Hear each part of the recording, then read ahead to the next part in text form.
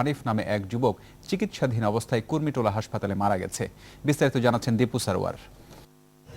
শুক্রবার দুপুরে আশকোনায় র্যাবের ক্যাম্পে প্রবেশ করে এক যুবক। র্যাব সদস্যরা তাকে চ্যালেঞ্জ করলে আত্মঘাতী বিস্ফোরণ ঘটায় সে। হামলাকারীর শরীরে বিস্ফোরক বাধা ছিল।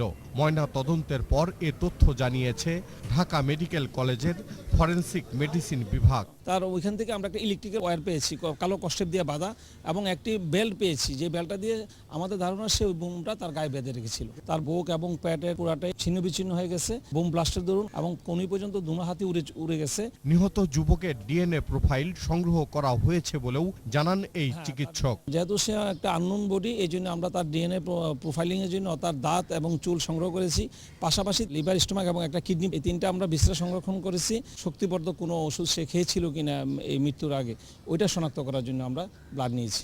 এদিকে আশকোনায় জঙ্গি হামলার ঘটনায় অজ্ঞাতনামা ৭-৮ জনকে আসামি করে বিমানবন্দর থানায় মামলা হয়েছে। আর এ ঘটনায় র্যাবের হাতে আটক এক যুবক চিকিৎসাধীন অবস্থায় কুর্মিটোলা হাসপাতালে মারা গেছে বলে জানিয়েছে পুলিশ। দীপু সারোয়ার, ২১ টেলিভিশন, ঢাকা। চট্টগ্রামের সীতাকুণ্ডের জঙ্গি আস্তানা থেকে আরও ১৬টি শক্তিশালী বোমা পেয়েছে আইন শৃঙ্খলা বাহিনী। এর মধ্যে এ পর্যন্ত ৭টি নিষ্ক্রিয় করা হয়েছে। এছাড়া বোমা তৈরির জেল সহ বিভিন্ন ধরনের অ্যাসিড উদ্ধার করা হয়েছে। এদিকে নাইক্ষণছড়ি থেকে আটক জঙ্গি জসিমের বাড়িতে অভিযান চালিয়ে তার বাবাকে আটক করেছে পুলিশ। বিপ্লব মজুমদারের ক্যামেরায় রিপোর্ট করছেন হাসান ফেরদৌস। সীতাকুণ্ডের জঙ্গি আস্তানায় অভিযানের দুদিন পর সকাল থেকেই বোমা নিষ্ক্রিয়কারী ইউনিট, পিবিআই এবং সিআইডির ক্রাইম সিন ইউনিট তল্লাশি অভিযান শুরু করে। আলোচিত ছায়ানিডের নিচতলার একটি কক্ষ থেকে ৪০ লিটার ওজনের ৬ drum hydrogen peroxide, nitric acid সহ বিপুল পরিমাণ বোমা তৈরি সরঞ্জাম উদ্ধার করেন তারা। আরেকটি কক্ষ থেকে ১৫টি বোমা উদ্ধার করা হয়। বাড়ির ছাদ থেকে পাওয়া যায় আরও একটি বোমা। বোমাগুলোর ওজন ৪ থেকে ৫ কেজি। দুপুর ১:৩০টার দিকে পুলিশের বোম ডিসপোজাল ইউনিট বাড়ির ছাদে থাকা একটি বোমা নিষ্ক্রিয় করে।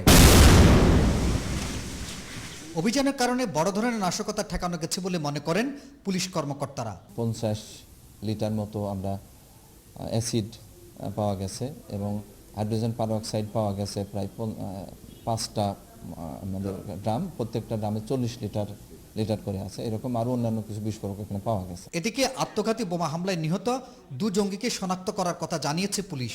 তারা হলেন নাইক্ষণছড়ির উত্তর বাইশারি গ্রামের কামাল এবং জোবাইদা। পুলিশ জোবাইদার বাবা নুরুল আলমকে আটক করেছে। এর আগে তার ছেলে জঙ্গি জসিমকে আটক করা হয়। কতগুলা এক্সপ্লোসিভ ভিতরে আছে, এখনো আমরা ভিতরে যেহেতু বোম ডিসপোজাল টিম ছাড়া আর কেউ ঢুকতে পারছে না, আমরা সেটা সঠিকভাবে বলতে পারতেছি না। ওরা আমাদেরকে সবকিছু দেখে জানানোর পরে আমরা আপনার বাকিটা ব্রিফ করতে পারবো। এদিকে আটক হওয়া ২ জঙ্গিকে ১২ দিনের রিমান্ডে নিয়ে জিজ্ঞাসাবাদ করা হচ্ছে। হাসান ফেরদৌস, ২১ টেলিভিশন, চট্টগ্রাম।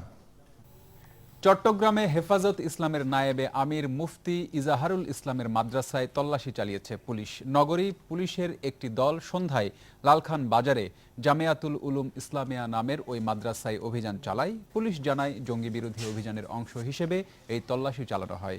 এই কার্যক্রম অব্যাহত থাকবে বলেও জানায় পুলিশ। মাদ্রাসা এলাকা বা তার আশেপাশে কেউ যেন কোনো ঘাপটি লুকিয়ে থেকে যাতে এই মাদ্রাসা বা তার আশেপাশে কোনো এলাকায় যেন সমস্যার সৃষ্টি না করতে পারে, তারই অভিযানের বিষয়ে আমরা একটা অভিযান পরিচালনা করেছি। এদিকে আন্তর্জাতিক জঙ্গি গোষ্ঠী আইএসের কোনো তৎপরতা দেশে নেই বলে আবারও দাবি করেছেন ঢাকা মহানগর পুলিশ কমিশনার আসাদুজ্জামান মিয়া। বলেছেন, সাম্প্রতিক হামলাগুলোর সাথে সংগঠনটির এদেশীয় অনুসারীরা জড়িত।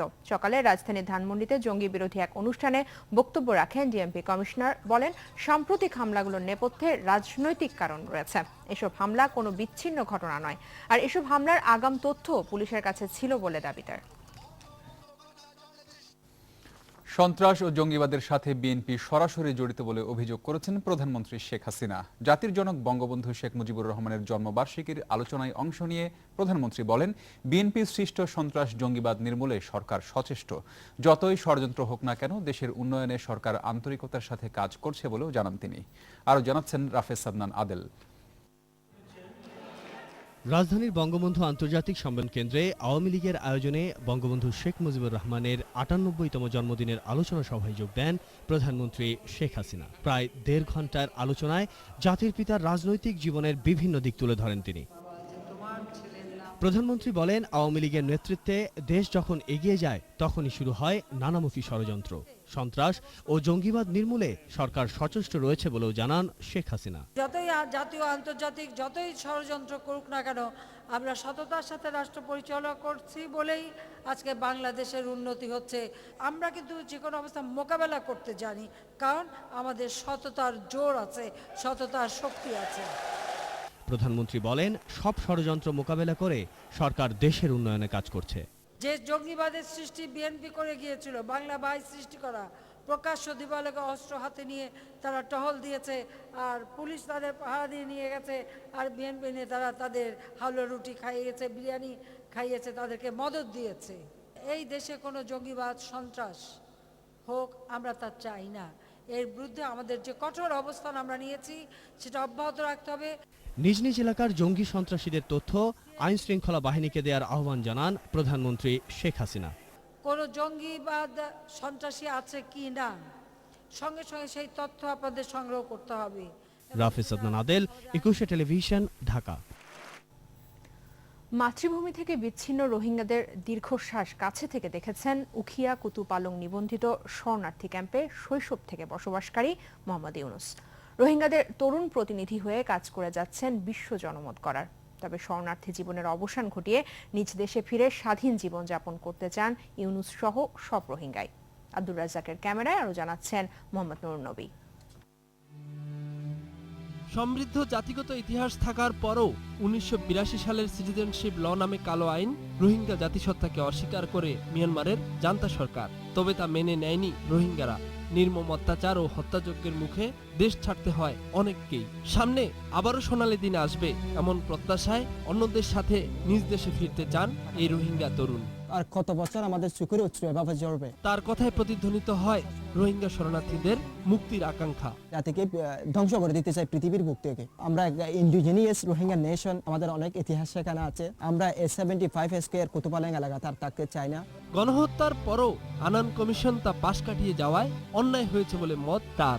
আর বিশ্বজুড়ে প্রতিশ্রুতি ও আশ্বাসের পরও সমাধান না হওয়ায় রয়েছে ক্ষোভ। কত হাজার কত লক্ষ মা বোনকে মারলে এটাকে গণহত্যা বলবে। এই লাশগুলো আর আমরা কতবার কত বছর আমাদের দেখতে হবে, আর কত বছর আমার রিফিউজি জীবন যাপন করতে হবে। প্রতি বছর আমাদেরকে আশ্বাস দিয়ে যায় as soon as possible they will choose our durable solution, but ওরা আমাদের সলিউশনটা দিতে পারে না। তবে মিয়ানমারের রোহিঙ্গাদের শান্তিপূর্ণ প্রত্যাবর্তনে প্রধানমন্ত্রী শেখ হাসিনাকে উদ্যোগ নেওয়ার অনুরোধ তার। নির্যাতিত মানুষের জন্য যদি আপনি যদি অং সান সুচির সাথে কথা বলেন, তবে আমি মনে করি মাননীয় শেখ হাসিনা যদি বললে আমাদের সমস্যাটার সমাধান হতে পারবে। একান্তই নিজ দেশে ফিরতে না পারলে ভিন্ন কোনো দেশে রিসেটেলমেন্ট করার বিষয়েও আপত্তি নেই বলে জানান রোহিঙ্গাদের এই তরুণ প্রতিনিধি। প্রতিটি মোমেন্ট আমাদের দেশকে আমরা মিস করি। মোহাম্মদ নুরুন নবী, ২১শে টেলিভিশন, উখিয়া, কক্সবাজার। নিচ্ছি ইসলামী ব্যাংক বিরতি। যখন ফিরছি তখন অন্যান্য খবরের